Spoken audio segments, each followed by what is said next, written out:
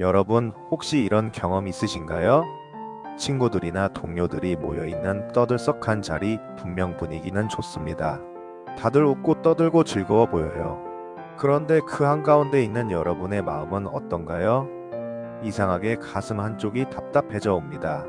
무슨 말을 해야 할지 머릿속은 하얘지고 내가 지금 여기서 웃고 있는 이 표정이 어색하지는 않은지 끊임없이 자의식을 가동합니다. 집에 돌아오는 길, 차가운 밤 공기를 맞으며 여러분은 생각하죠. 아, 나는 왜 이럴까? 왜 남들처럼 편하게 어울리지 못할까? 내 사회성이 문제인가? 내가 성격이 이상한 건가? 오늘 제가 단호하게 말씀드리겠습니다. 아니요. 여러분은 잘못된 게 아닙니다. 여러분의 사회성이 부족한 것도 성격이 소심한 것도 아닙니다. 지금 여러분이 겪는 그 숨막히는 긴장은 성격의 문제가 아니라 여러분의 몸과 뇌가 기억하고 있는 생존의 기록, 즉 트라우마 때문입니다. 오늘 이 영상에서는 여러분이 단체 생활에서 왜 그렇게 작아질 수밖에 없었는지 그 뿌리 깊은 세 가지 원인을 심리학적으로 아주 깊게 파헤쳐 볼 겁니다. 영상이 끝날 때쯤 여러분은 자기 자신을 자책하던 마음을 내려놓고 비로소 자기 자신을 안아줄 수 있는 용기를 얻게 되실 겁니다. 자, 이제 그 아픈 기억의 문을 저와 함께 조심스럽게 열어보시죠. 본격적인 원인 분석에 앞서 우리 몸에서 어떤 일이 일어나는지 이해해야 합니다. 우리 뇌에는 편도체라는 작은 기관이 있습니다. 이건 우리 몸의 비상벨과 같아요. 과거에 여러분이 단체 생활이나 사회적 상황에서 큰 상처를 입었을 때 편도체는 그 고통을 아주 선명하게 기록합니다. 그리고 시간이 흘러 지금 비슷한 환경단체 모임에 놓이면 편도체는 즉각적으로 비상벨을 울립니다. 야, 위험해. 예전에 여기서 상처받았잖아. 빨리 숨어. 아무 말도 하지 마. 심리학에서는 이를 동결 반응이라고 부릅니다. 야생 동물이 포식자를 만났을 때 살아남기 위해 죽은 척하며 멈추는 것과 같습니다. 여러분이 사람들 사이에서 말이 없어지고 몸이 굳는 건 사실. 여러분의 뇌가 여러분을 보호하기 위해 필사적으로 노력하고 있다는 증거입니다. 자, 그렇다면 이 비상벨은 도대체 언제부터 어떤 사건 때문에 설치된 걸까요? 이제 그 대표적인 원인 세 가지를 살펴보겠습니다. 이 부분에서 아마 많은 분이 내 이야기인데? 하며 무릎을 치거나 눈물을 흘리실지도 모릅니다. 첫 번째 원인은 공개적 수치심 퍼블릭 쉐임의 경험입니다.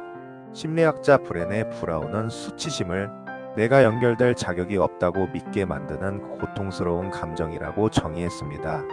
특히 여러 사람 앞에서 겪은 수치심은 우리 영혼에 아주 깊은 흉터를 남깁니다. 한번 떠올려 보세요. 초등학교 시절 수업 시간에 손을 들고 발표를 했는데 대답이 틀렸다는 이유로 반 아이들이 다 같이 비웃었던 적이 있나요? 혹은 선생님께 전교생이 보는 앞에서 호되게 꾸중을 들었던 기억이 있나요? 아니면 단톡방이나 단체 모임에서 용기 내어 한마디 했는데 갑자기 분위기가 싸해지면서 모두가 나를 비난하는 듯한 시선을 보낸 적은요? 인간은 사회적 동물입니다. 집단에서 배제되는 것은 원시 시대에는 곧 죽음을 의미했습니다. 그래서 여러 사람 앞에서 거절당하거나 망신을 당한 기억은 우리 뇌의 죽음과 맞먹는 공포로 저장됩니다. 이런 경험이 있는 분들은 성인이 되어서도 단체에 들어가면 무의식적으로 스포트라이트의 공포를 느낍니다. 내가 한마디 하는 순간 다시 그 비웃음의 대상이 될까봐 두려운 거죠. 그래서 여러분은 스스로를 보호하기 위해 투명 인간이 되기로 선택한 겁니다. 눈에 띄지 않으면 상처받을 일도 없다. 이것이 여러분의 잠재의식이 세운 슬픈 전략입니다. 두 번째 원인은 비교 중심의 성장 환경입니다. 여러분이 자라온 환경을 한번 되짚어 봅시다. 혹시 부모님이나 선생님으로부터 이런 말을 자주 듣지는 않으셨나요? 형은 저렇게 자라는데 넌 왜 그 모양이니? 옆집 누구는 이번에 회장 됐다더라. 넌 뭐하니? 끊임없이 타인과 비교당하며 자신의 가치를 성적이나 외모, 사회적 성과로만 증명해야 했던 사람들은 단체 생활을 휴식이나 교류로 보지 못합니다. 그들에게 단체는 평가장입니다. 이런 분들은 모임에 나가는 순간 머릿속에서 자동 스캐너가 돌아갑니다. 저 사람은 나보다 돈을 많이 버네. 저 사람은 나보다 말을 잘하네. 저 사람은 나보다 옷을 잘 입었네. 그리고 그 끝에 항상 결론을 내립니다. 역시 나는 여기서 제일 못난 사람이야. 이것을 비교 트라우마라고 합니다. 내가 나 자신을 있는 그대로 수용하지 못하기 때문에 남들도 나를 평가할 것이라고 확신하는 거죠. 그래서 단체 생활이 피곤한 겁니다.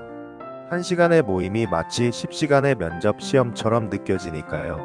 내 약점을 들키지 않으려 끊임없이 방어막을 치고 있으니 에너지가 고갈될 수밖에 없습니다. 세 번째, 가장 치명적일 수 있는 원인은 정서적 방임과 감정 무효화입니다. 어린 시절 여러분이 힘들다고 말했을 때 주변 어른들의 반응은 어땠나요? 별것도 아닌데. 유난 떨지 마라. 너는 왜 이렇게 예민하니? 참는 게 미덕이다. 이런 말을 듣고 자라면 아이는 혼란에 빠집니다. 아, 내 감정은 잘못된 거구나. 내 감정은 중요하지 않구나. 이것을 감정적 가스라이팅이라고 합니다. 자신의 감정을 신뢰하지 못하게 된 아이는 자라면서 타인의 눈치를 과도하게 살피는 피플 플리저가 됩니다. 단체 생활에서 이런 분들은 나의 욕구보다 남의 욕구를 먼저 살핍니다.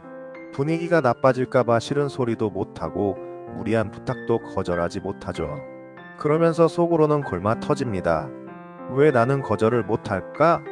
왜 나는 항상 맞춰만 줄까? 결국 단체 생활은 여러분에게 나를 지우고 남의 비위를 맞춰야 하는 고역이 됩니다. 여러분이 느끼는 그 거부감은 사실 당연한 겁니다. 누구도 자기 자신이 지워지는 환경을 좋아할 수는 없으니까요. 자, 이제 원인을 알았습니다. 그럼 우리는 평생 이렇게 사람들을 피하며 살아야 할까요? 절대 아닙니다. 이제 여러분께 가장 중요한 사실을 말씀드릴게요. 지금의 당신은 더 이상 그때의 무력한 아이가 아닙니다. 여러분의 몸은 여전히 8살 때의 교실 혹은 15살 때의 그 차가운 시선 속에 머물러 있을지 모릅니다. 하지만 지금 여러분의 눈앞에 있는 사람들은 여러분을 비웃던 그 아이들이 아닙니다. 그리고 여러분에게는 이제 스스로를 지킬 수 있는 힘과 지혜가 있습니다. 이것을 심리학에서는 현재성 확보라고 합니다. 단체 생활에서 긴장이 몰려올 때 여러분의 발바닥이 지면에 닿아 있는 감각을 느껴보세요. 그리고 속으로 조용히 읊조려 보세요. 나는 지금 안전하다. 여기는 과거가 아니다. 나는 언제든 이 자리를 떠날 권리가 있고 누구에게도 나를 증명할 필요가 없다. 이 한 문장이 여러분의 편도체를 진정시킬 겁니다. 긴장은 한순간에 사라지지 않습니다. 하지만 내가 왜 긴장하는지 그 원인을 아는 것만으로도 긴장의 농도는 눈에 띄게 옅어집니다. 여러분은 고장난 게 아니라 단지 너무 오래전의 상처를 아직 치료받지 못했을 뿐입니다. 오늘 영상이 단체 생활이 힘들었던 여러분의 마음을 조금이라도 어루만져 주었기를 바랍니다. 마지막으로 이 말씀을 꼭 드리고 싶어요. 단체 생활을 잘하는 것이 인생의 성공 척도는 아닙니다. 혼자 있는 것을 좋아하고 소수의 깊은 관계를 선호하는 것은 여러분의 기질일 수도 있습니다. 다만 상처 때문에 사람을 피하는 것과 내가 원해서 거리를 두는 것은 전혀 다른 문제입니다. 적어도 상처 때문에 여러분의 소중한 인연과 기회들을 놓치지는 않으셨으면 좋겠습니다. 여러분은 그 자체로 충분히 가치 있는 사람입니다. 누군가의 비웃음에 흔들리기엔 여러분이 가진 내면의 빛은 너무나 아름답습니다. 오늘 영상이 도움이 되셨다면 구독과 알림 설정 잊지 마세요. 지금까지 여러분의 마음을 읽어주는 백군이 심리 코치였습니다. 오늘도 고생 많으셨습니다. 당신은 당신 생각보다 훨씬 더 강한 사람입니다. 시청해주셔서 감사합니다.